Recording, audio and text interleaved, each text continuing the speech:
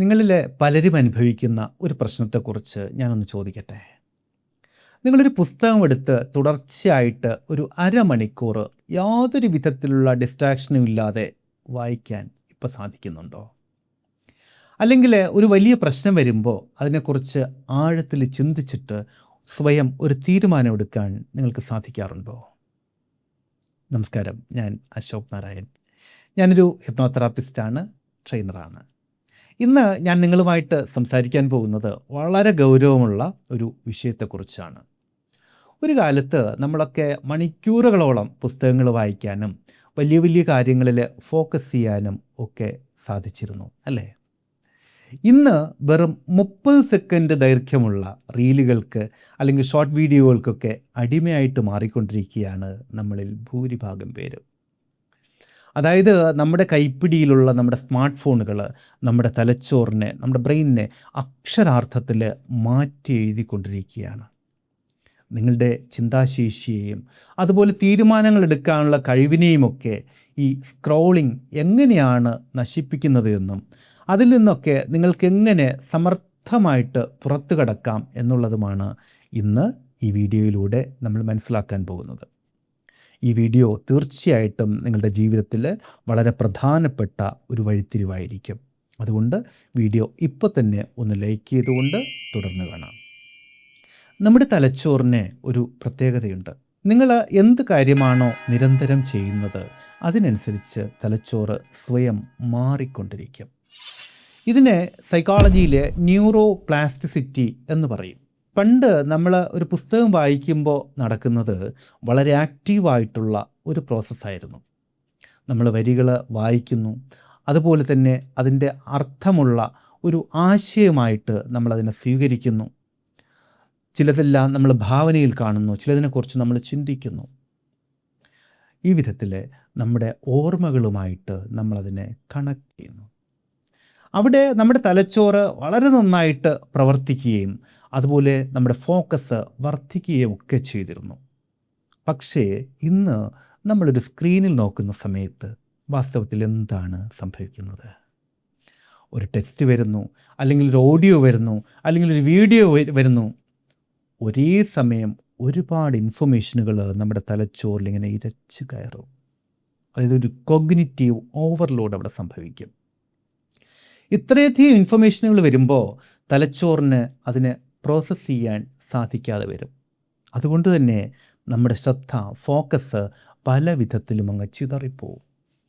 നമ്മൾ വളരെ ഡീപ്പായിട്ട് ചിന്തിക്കുന്നതിന് പകരം വെറുതെ മുകളിലൂടെ ഒന്ന് സ്ക്രോൾ ചെയ്ത് പോകാൻ വേണ്ടിയിട്ട് ഒരു ഷാലോ തിങ്കിങ് എന്നൊക്കെ പറയും, മുകളിലൂടെ ഒന്ന് സ്ക്രോൾ ചെയ്ത് പോകാൻ വേണ്ടി നമ്മൾ ശീലിക്കും. ഇത് നമ്മുടെ തലച്ചോറിൻ്റെ ആഴത്തിലുള്ള ഫങ്ഷനുകളെ മെല്ലെ മെല്ലെ ഇല്ലാതാക്കി കളയും. യഥാർത്ഥത്തിൽ ഇതൊരു തിയറി മാത്രമല്ല. ഇത് മനസ്സിലാക്കാൻ ഈ അടുത്തിടെ എന്നെ കാണാൻ വന്ന ഒരു ചെറുപ്പക്കാരൻ്റെ ഒരു അനുഭവം ഞാൻ നിങ്ങളോട് ഒന്ന് പങ്കുവയ്ക്കാം. നമുക്ക് അവനെ സിദ്ദിഖ് എന്ന് വിളിക്കാം. ഒറിജിനൽ പേരല്ല, പക്ഷെ മനസ്സിലാക്കാൻ വേണ്ടി പറയുകയാണ്. ഏകദേശം 28 വയസ്സോളം പ്രായമുള്ള ഒരു IT പ്രൊഫഷണൽ. വളരെ വലിയ ഭയത്തോടെയും ആശങ്കയോടുകൂടിയുമൊക്കെയാണ് സിദ്ദിഖ് എൻ്റെ അടുത്തേക്ക് വരുന്നത്. വന്നപ്പോൾ തന്നെ അവൻ പറഞ്ഞു, സാറേ, എനിക്ക് അൽഷിമേഴ്സ് പോലെയുള്ള എന്തെങ്കിലും ഓർമ്മക്കുറവിൻ്റെ അസുഖമുണ്ടോ എന്നൊരു സംശയമുണ്ട് എന്ന്. കാരണം പുള്ളിക്കാരൻ ഗൂഗിൾ ചെയ്തിട്ട് ചില വിവരങ്ങളൊക്കെ അവിടെ നിന്ന് ഇവിടെ നിന്നൊക്കെ കിട്ടിയതിൻ്റെ അടിസ്ഥാനത്തിലാണ് സംസാരിക്കുന്നത്. അദ്ദേഹത്തിന് ജോലിയിൽ ഒട്ടും ശ്രദ്ധിക്കാൻ പറ്റുന്നില്ല. ഒരു ഇമെയിൽ മുഴുവനായിട്ട് വായിക്കാൻ ശ്രമിക്കുമ്പോൾ തന്നെ പകുതിയിൽ വെച്ച് ആളുടെ ശ്രദ്ധ അങ്ങ് മാറിപ്പോകും. ഇതിനിടയിൽ അയാൾ പോലും അറിയാതെ ഫോൺ എടുത്തിട്ട് ഇൻസ്റ്റഗ്രാം തുറക്കും. ഇതൊക്കെയാണ് കാര്യങ്ങൾ. അതുപോലെ മീറ്റിങ്ങുകളിൽ എന്താണ് സംസാരിക്കുന്നത് എന്ന് പലപ്പോഴും അയാൾക്ക് മനസ്സിലാവില്ല. അയാളുടെ മേലുദ്യോഗസ്ഥരോ കൂടെയുള്ളവരോ ഒക്കെ സംസാരിക്കുമ്പോൾ ഇവരിതെന്താണ് പറയുന്നത് എന്ന് പലപ്പോഴും ഇയാൾക്ക് മനസ്സിലാവില്ല. അതിൽ ആശയങ്ങൾ തിരിച്ചറിയാനോ ഒരു കൺക്ലൂഷനിലെത്താനോ ഒന്നും ആൾക്ക് പറ്റുന്നില്ല. അയാളുടെ ജോലി പോകുമെന്നുള്ള ഒരവസ്ഥയിലാണ് അയാൾ എന്നെ തേടിയെത്തുന്നത്. ഞാൻ സിദ്ദിഖിനോട് കുറച്ച് കാര്യങ്ങളൊക്കെ ചോദിച്ചറിഞ്ഞു. അവൻ്റെ ഒരു ദിവസത്തെ ശീലങ്ങൾ കൃത്യമായിട്ട് വിലയിരുത്തിയപ്പോൾ എനിക്ക് മനസ്സിലായത് വളരെ ഞെട്ടിക്കുന്ന ചില കാര്യങ്ങളാണ്. അതായത് ദിവസവും 6 മുതൽ 7 മണിക്കൂർ വരെയാണ് ഇയാൾ ഷോർട്ട് വീഡിയോകളും റീലുകളുമൊക്കെ സ്ക്രോൾ ചെയ്ത് തീർക്കാൻ വേണ്ടിയിട്ട് ഉപയോഗിക്കുന്നത്. സിദ്ദിഖിന് വാസ്തവത്തിൽ ഓർമ്മക്കുറവിൻ്റെ യാതൊരു വിധത്തിലുള്ള അസുഖങ്ങളും ഓർമ്മക്കുറവുമായിട്ട് ബന്ധപ്പെട്ട ഒന്നും തന്നെ അയാൾക്കുണ്ടായിരുന്നില്ല. മറിച്ച് ഡിജിറ്റൽ ഡിമെൻഷ്യ എന്ന് പറയുന്ന ഒരു അവസ്ഥയിലൂടെയാണ് സിദ്ദിഖ് ആ സമയത്ത് കടന്നുപോയിക്കൊണ്ടിരുന്നത്. അതായത് തലച്ചോറിൻ്റെ പ്രവർത്തനങ്ങളെ ആ സ്മാർട്ട് ഫോൺ ഹൈജാക്ക് ചെയ്തിരിക്കുകയാണ്. പിന്നീട് ചില സബ് കോൺഷ്യസ് റീപ്രോഗ്രാമിംഗ് സെഷനുകളിലൂടെ, അതുപോലെ തന്നെ കൃത്യമായിട്ടുള്ള ഫോക്കസ് എക്സസൈസുകളിലൂടെയുമൊക്കെ സിദ്ദിഖിനെ ആ അവസ്ഥയിൽ നിന്ന് ഞാൻ പുറത്തേക്ക് കൊണ്ടുവന്നു.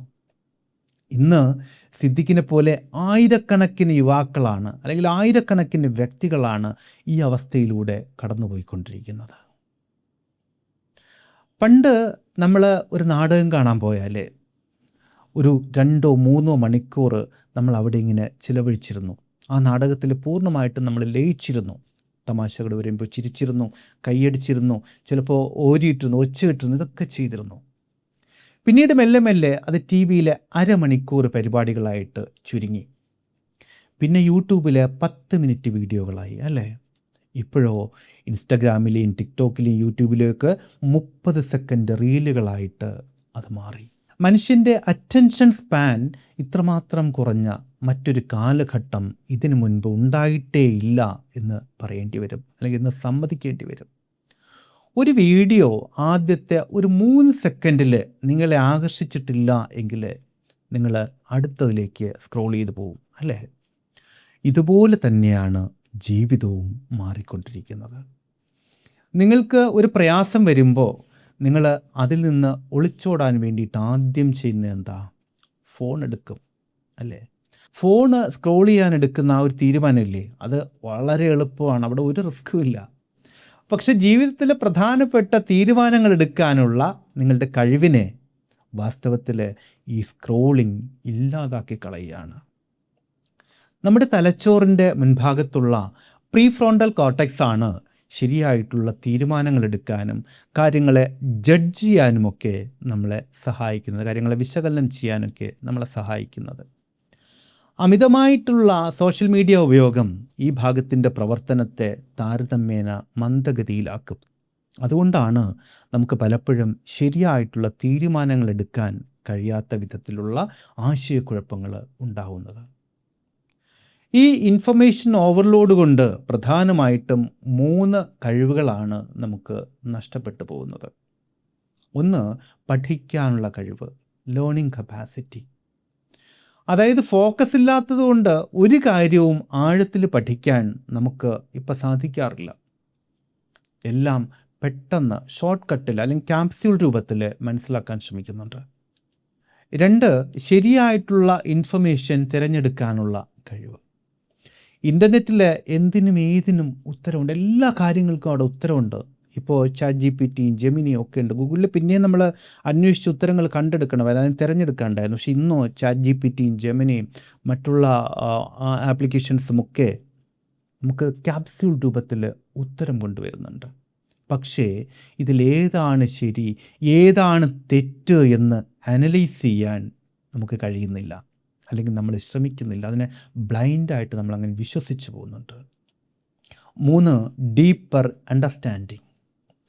അതായത് എന്തിനും നമുക്ക് പെട്ടെന്ന് പരിഹാരമുണ്ട്, പക്ഷേ എന്തുകൊണ്ടാണ് അങ്ങനെ സംഭവിച്ചത് എന്നുള്ളതിൻ്റെ ഒരു വലിയ പിക്ചർ കാണാൻ നമ്മൾ പലപ്പോഴും ശ്രമിക്കാറില്ല. അതിൻ്റെ കൃത്യമായിട്ടുള്ള കാരണങ്ങളെ കണ്ടെത്താൻ, മനസ്സിലാക്കാൻ പലപ്പോഴും നമ്മൾ ശ്രമിക്കാറില്ല. ഉദാഹരണത്തിന് ഒരു തടി കുറയ്ക്കാൻ ഒരുപാട് പേര് പലതരം ഡയറ്റുകളെ ഫോളോ ചെയ്യും, അല്ലേ? പക്ഷേ എന്തുകൊണ്ടാണ് ആ ഡയറ്റ് വർക്ക് ചെയ്യുന്നത് എന്നുള്ളതിനെക്കുറിച്ച്, അല്ലെങ്കിൽ ആ ഡയറ്റ് എനിക്ക് ഇഫക്റ്റീവ് ആകുമോ എന്നുള്ളതിനെക്കുറിച്ച് അവർക്ക് വലിയ ധാരണയൊന്നും ഉണ്ടാവില്ല. നമ്മൾ നമ്മുടെ തലച്ചോറിനെ ഒരു വലിയ ഹാർഡ് ഡിസ്കിലേക്ക് അല്ലെങ്കിൽ ഇൻ്റർനെറ്റിലേക്ക് ഔട്ട്സോഴ്സ് ചെയ്ത പോലെയാണ് ഇപ്പോൾ കാര്യങ്ങൾ നടക്കുന്നത്. അതായത് നമ്മുടെ ബുദ്ധിക്ക് പകരം നമ്മൾ ഇൻ്റർനെറ്റിൻ്റെ അല്ലെങ്കിൽ ആർട്ടിഫിഷ്യൽ ഇൻ്റലിജൻസിൻ്റെ ബുദ്ധിയെ പൂർണ്ണമായിട്ടും ആശ്രയിക്കാൻ തുടങ്ങി. നോക്കൂ, നിങ്ങളുടെ ഒരു ദിവസത്തെ ശരാശരി സ്ക്രീൻ ടൈം എത്രയാണ്? വെറുതെ ഒന്ന് ഓർത്ത് നോക്ക്. ഏകദേശം അത് മനസ്സിലായി എങ്കിൽ ഇവിടെ ഒന്ന് കമൻറ്റ് ചെയ്തേക്കൂ. ഇനി ഈ പ്രശ്നത്തിൽ നിന്ന് നമുക്ക് എങ്ങനെ പുറത്തേക്ക് വരാം എന്നുള്ളത് നോക്കാം. ഇവിടെ ടെക്നോളജിയെ അല്ലെങ്കിൽ മൊബൈൽ ഫോണിനെ പൂർണ്ണമായിട്ടും ഒഴിവാക്കുക എന്നുള്ളത് ഇന്നത്തെ കാലത്ത് അല്പം പോലും പ്രായോഗികമല്ല. പക്ഷേ ടെക്നോളജി നമ്മളെ ഉപയോഗിക്കുന്നതിന് പകരം വളരെ ബുദ്ധിപൂർവമായിട്ട് യുക്തിപൂർവമായിട്ട് നമ്മൾ ടെക്നോളജിയെ നമ്മുടെ ആവശ്യത്തിന് മാത്രം ഉപയോഗിക്കാൻ ശീലിക്കണം. ഈ പോയിൻ്റ് വളരെ പ്രധാനപ്പെട്ടതാണ്. ഇവിടെയാണ് നിങ്ങളുടെ ഉപബോധ മനസ്സിനെ, സബ് കോൺഷ്യസ് മൈൻഡിനെ നിങ്ങൾ ശരിയായ വിധത്തിൽ ട്രെയിൻ ചെയ്യേണ്ടത്. ഫോൺ എടുക്കാൻ തോന്നുന്ന എല്ലാ സമയത്തും ബോധപൂർവം തന്നെ അതിൽ നിന്ന് ഒന്ന് മാറി നിൽക്കണം. എന്നിട്ട് നിങ്ങളുടെ മനസ്സിന് കൃത്യമായിട്ടുള്ള നിർദ്ദേശങ്ങൾ കൊടുക്കണം. ഞാൻ എൻ്റെ സമയത്തെ വിലമതിക്കുന്നുണ്ട്, എനിക്ക് മികച്ച ഫോക്കസ് ഉണ്ട് എന്ന് നിരന്തരം മനസ്സിനോട് പറയണം. എന്നിട്ട് മെല്ലെ മെല്ലെ പുസ്തകങ്ങൾ വായിക്കാൻ തുടങ്ങണം. വായന തീർച്ചയായിട്ടും നിങ്ങളുടെ ഫോക്കസിനെ തിരികെ കൊണ്ടുവരും, ഫോക്കസിനെ വർദ്ധിപ്പിക്കും. കൃത്യമായിട്ടുള്ളൊരു സമയം നിശ്ചയിച്ചിട്ട് മാത്രം, സമയം തീരുമാനിച്ചിട്ട് മാത്രം സോഷ്യൽ മീഡിയ ഉപയോഗിക്കണം. ആ സമയത്ത് തന്നെ, ആ സമയപരിമിതി കൊണ്ട് സോഷ്യൽ മീഡിയയിൽ നിന്ന് പുറത്തേക്ക് വരികയും വേണം. അതല്ലാതെ ഒരു റീല് കൂടി, ഒരു വീഡിയോ കൂടി, ഒരു കഥ കൂടി എന്ന് പറഞ്ഞിട്ട് കാത്തിരിക്കരുത്. സമയം നീട്ടിക്കൊണ്ട് പോകരുത്. നിങ്ങളുടെ ബ്രെയിൻ പഴയതുപോലെ ആക്റ്റീവാകാൻ നിങ്ങൾ ഇതിന് കുറച്ച് സമയം കൊടുക്കേണ്ടതുണ്ട്. അല്ലാതെ 1-2 ദിവസം കൊണ്ട് പഴയതുപോലെ ആയി എന്ന് വരില്ല. സോഷ്യൽ മീഡിയയിലുള്ള ഈ 30 സെക്കൻഡ് റീലുകളിൽ നിന്നൊക്കെ പുറത്തു വന്നിട്ട് ജീവിതത്തിൽ വലിയ കാര്യങ്ങളൊക്കെ നേടണം, മഹത്തരമായിട്ടുള്ള കാര്യങ്ങൾ സംഭവിക്കണം എന്ന് നിങ്ങൾ എപ്പോഴെങ്കിലും ആഗ്രഹിച്ചിട്ടുണ്ടോ? അങ്ങനെയാണ് എങ്കിൽ സിദ്ദീഖിനെ പോലെ എത്ര ശ്രമിച്ചിട്ടും നിങ്ങളുടെ അലസതയും മടിയും കാരണം നിങ്ങൾക്ക് ഫോക്കസ് തിരികെ കൊണ്ടുവരാൻ സാധിക്കുന്നില്ല എങ്കിൽ അതിന് മാർഗമുണ്ട്. ഈ വിധത്തിൽ സ്വന്തം മനസ്സിൻ്റെ തടവറയിൽ പെട്ടുപോയവരെ, പ്രത്യേകിച്ച് ഫോക്കസ് ഇല്ലായ്മയും അമിതമായിട്ടുള്ള ചിന്തകൾ, ഓവർ തിങ്കിങ് ഒക്കെ കൊണ്ട് ബുദ്ധിമുട്ടുന്നവരെ, ഉറക്കം നഷ്ടപ്പെട്ടു പോയവരെ ഒക്കെ സഹായിക്കാൻ വേണ്ടിയാണ് ഞാൻ ആൽക്കമി 2.0 എന്നുള്ള ഓൺലൈൻ മെൻറ്ററിങ് പ്രോഗ്രാം ഡിസൈൻ ചെയ്തിരിക്കുന്നത്. നിങ്ങളുടെ ഉപബോധ മനസ്സിൽ വർഷങ്ങളായിട്ട് അടിഞ്ഞുകൂടിയിരിക്കുന്ന നെഗറ്റീവായിട്ടുള്ള ബ്ലോക്കുകളെയും ഈ വിധത്തിലുള്ള ഡിജിറ്റൽ അഡിക്ഷനുകളെയുമൊക്കെ അഡ്വാൻസ്ഡ് ഹിപ്നോതെറാപ്പിയിലൂടെയും അതുപോലെ സബ് കോൺഷ്യസ് മൈൻഡ് റീപ്രോഗ്രാമിലൂടെയുമൊക്കെ പൂർണ്ണമായിട്ടും മാറ്റിയെടുത്ത് നിങ്ങളെ ഒരു പുതിയ വ്യക്തിയായിട്ട് വാർത്തെടുക്കുന്ന ഒരു പവർഫുള്ളായിട്ടുള്ള പ്രോഗ്രാമാണ് ആൽക്കമി 2.0 എന്നുള്ള ഓൺലൈൻ ട്രെയിനിങ് പ്രോഗ്രാം. നിങ്ങളുടെ ജീവിതത്തിൽ അല്പം പോലും വിട്ടുവീഴ്ചകളില്ലാത്ത ഒരു വലിയ മാറ്റം നിങ്ങൾ ആഗ്രഹിക്കുന്നുണ്ട് എങ്കിൽ ഈ പ്രോഗ്രാമിൽ നിങ്ങൾക്ക് ജോയിൻ ചെയ്യാം. ഇതിനെക്കുറിച്ചുള്ള കൂടുതൽ വിവരങ്ങൾക്ക് ഇവിടെ കാണിച്ചിരിക്കുന്ന 8086089337 എന്നുള്ള നമ്പറിലോ 7736298677 എന്നുള്ള നമ്പറിലോ നിങ്ങൾക്ക് ബന്ധപ്പെടാം. ഈ വിഷയം നിങ്ങൾക്ക് ഇഷ്ടമായിട്ടുണ്ടെങ്കിൽ വീഡിയോ ലൈക്ക് ചെയ്യാൻ മറക്കരുത്. കൂടുതൽ അറിവുകൾക്ക് വേണ്ടി ചാനൽ ഒന്ന് സബ്സ്ക്രൈബ് ചെയ്തേക്കുക. അതുപോലെ നോട്ടിഫിക്കേഷൻസ് കൃത്യമായിട്ട് കിട്ടാൻ ബെല്ലൈക്കൺ കൂടി ഒന്ന് പുഷ് ചെയ്തേക്കുക. വളരെ വ്യത്യസ്തമായ മറ്റൊരു വിഷയത്തിലൂടെ വീണ്ടും കണ്ടുമുട്ടാമെന്ന ശുഭപ്രതീക്ഷയോടുകൂടി തൽക്കാലം ഇവിടെ പറഞ്ഞു പിരിയുന്നു. സ്നേഹപൂർവ്വം, അശോക് നാരായൺ. Thank you.